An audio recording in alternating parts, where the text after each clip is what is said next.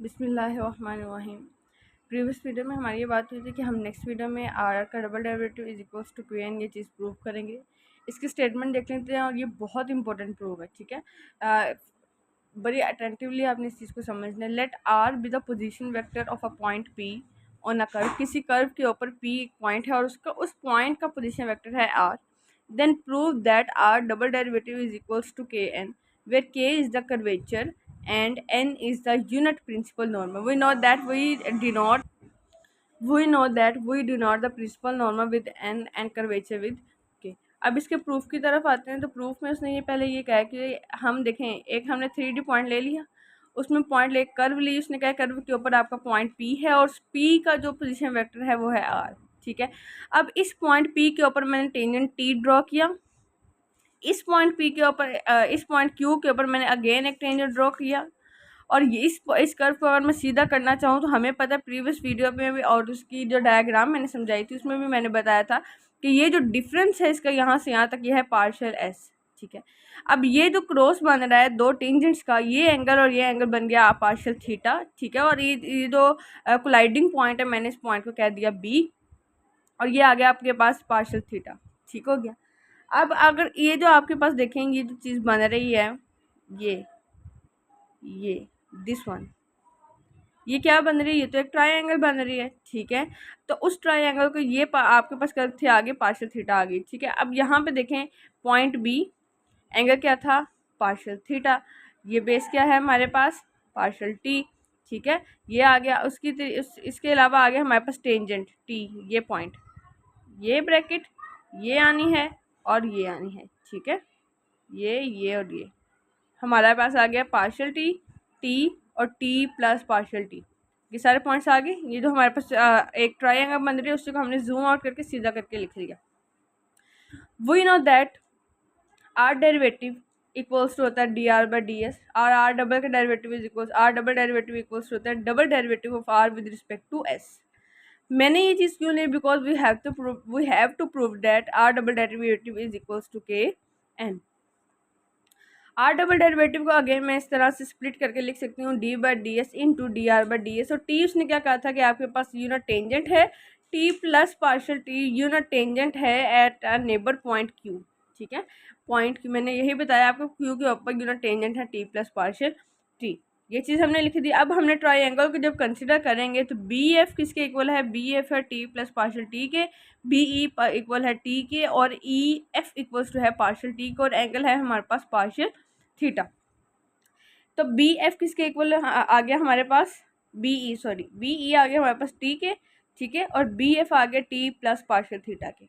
अगर मैं इन दोनों की नॉर्म लूँ, ठीक है, इन दोनों की नॉर्म लूँ, और आपको पता है कि नॉर्म जो यूनिट नॉर्मल होता है, जो यूनिट वेक्टर होता है, उसकी नॉर्म क्या होती है?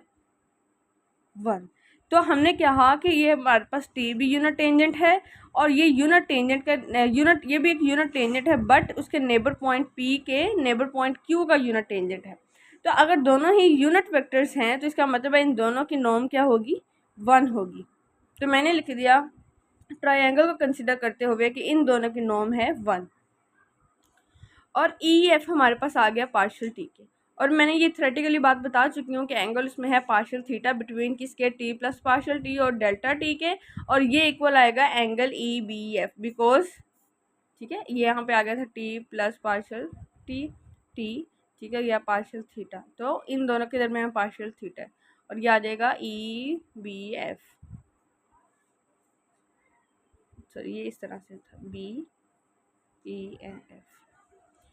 और partial T over partial S किसके पैरेलल था? पार्शियल टी के।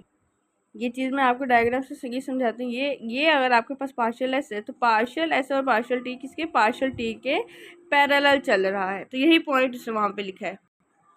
तो अगर ये दोनों पैरेलल हैं तो इसका मतलब है कि अगर पार्शियल एस अप्रोच कर जाएगी 0 को तो पार्शियल टी और टी तो एक दूसरे के क्या हो जाएंगे? परपेंडिकुलर हो जाएंगे। Therefore in the limiting position, ठीक है, as partial S approaches to 0 partial T is perpendicular to the T. Hence we can say that partial t over partial s, अगर partial t over partial और partial t और partial s क्या है? और partial t, यानी इन दोनों का relation पहले तो पैरेलल है, लेकिन अगर partial S approaches to zero हो गया तो ये फिर क्या हो जाएंगे, दोनों परपेंडिकुलर हो जाएंगे। This implies that partial T और पार्शियल एस क्या हो जाएगा, परपेंडिकुलर हो जाएगा टी के। प्रीवियस हमने देखा कि बी ई यानी कि बी ई और बी एफ दोनों ही यूनिट टेंजेंट वेक्टर्स हैं और यूनिट टेंजेंट वेक्टर की नॉर्म क्या होती है, 1 होती है। अभी हमने जो जो चीज़ें हमें समझ आ रही हैं डायग्राम से वो हमने थ्योरेटिकली लिखनी। अब लिमिटिंग वैल्यू पार्शियल टी की अगर हम देखें, क्योंकि हमारे पास जो कर्वेचर में बात हुई थी वो टी की थीटा ओवर एस की लिमिटिंग वैल्यू की बात हुई थी। तो R double derivative is equal to आ गया टी का derivative which is equal to, because मैंने आपको प्रीवियस वीडियो में बताया था आर का सिंगल डेरिवेटिव इक्वल टू होता है टी के, ठीक है। तो आर का डबल डेरिवेटिव किसके इक्वल होगा, टी के डेरिवेटिव के। आर का ट्रिपल डेरिवेटिव टी के डबल डेरिवेटिव के इक्वल होगा। तो ये चीज़ ऐसे चलती जाएगी। तो अगर आर का डबल डेरिवेटिव हमने पीछे लिखा है उसको हम टी का सिंगल डेरिवेटिव भी लिख सकते हैं, और उसी को आर को with respect to with the definition of curvature, वहाँ पे हमने पढ़ा था कि लिमिट होता है partial S approaches to zero partial theta over partial S. चीज़ हमने यही लिखनी है, लेकिन R double derivative T derivative के इक्वल भी होता है, तो वो भी हमने एडिशनल पॉइंट लिख दिया। अब यहाँ पे देखिए ये तो हो गई उसकी नॉर्म की वैल्यूज हम ले रहे थे, पोजीशन हम कंसीडर नहीं कर रहे थे। पोजीशन के लिए यूनिट नॉर्मल वेक्टर लेंगे हम यहाँ पे, बिकॉज हमने अभी यहाँ पे बात की है कि partial T over partial S T के परपेंडिकुलर है यानी कि नॉर्मल है। तो यहाँ पे नॉर्मल वेक्टर में यानी होगा इसकी डायरेक्शन। तो यह आ जाएगा limit partial S approaches to zero absolute value of partial theta over partial S, because absolute क्यों निकाली है, कि जो नॉर्म होती है, नॉर्म इज ऑलवेज पॉजिटिव, यही होता है। क्योंकि एक वेक्टर की दो ही चीज़ होती है, कि उसकी नॉर्म होती है कि उसकी डायरेक्शन होती है। नॉर्म तो हमेशा पॉजिटिव होती है, डायरेक्शन ऑपोजिट एंड स्ट्रेट हो सकती है। तो डायरेक्शन के लिए हमने एन कैप लिख दिया। अब यहाँ पे एन क्या है, यूनिट नॉर्मल वेक्टर है। तो यूनिट इसको हम अगेन अगर सिंपल वेक्टर्स में लिखें, ये इसके वेक्टर फॉर्म आ गई, ये आ गई इसकी वेक्टर फॉर्म, ठीक है। डिनोमिनेटर जब भी नीचे हम साइन छोटा सा लगा देते हैं ना, तो ये बताता है कि ये हम यहाँ पे वेक्टर कंसीडर कर रहे हैं। वेक्टर कंसीडर करेंगे तो हम उसकी वो आएगी ना, यूनिट डायरेक्शन आएगी। जब वेक्टर नहीं लिखेंगे, सिंपल मैग्नीट्यूड फॉर्म में लिखेंगे, तो आपके पास एब्सोल्यूट और ये कैप वगैरह सब खत्म हो जाएगा। रिकॉल, ये किसकी डेफिनेशन है, ये तो कर्वेचर की डेफिनेशन है। कर्वेचर को किससे हम डिनोट करते हैं, के से। तो R double derivative is equals to K N. ये साइड पे मैंने हिंट भी दिया हुआ है कि कर्वेचर जो है वो होता है, उसकी डेफिनेशन होती है limit partial S approaches to zero partial theta over partial s.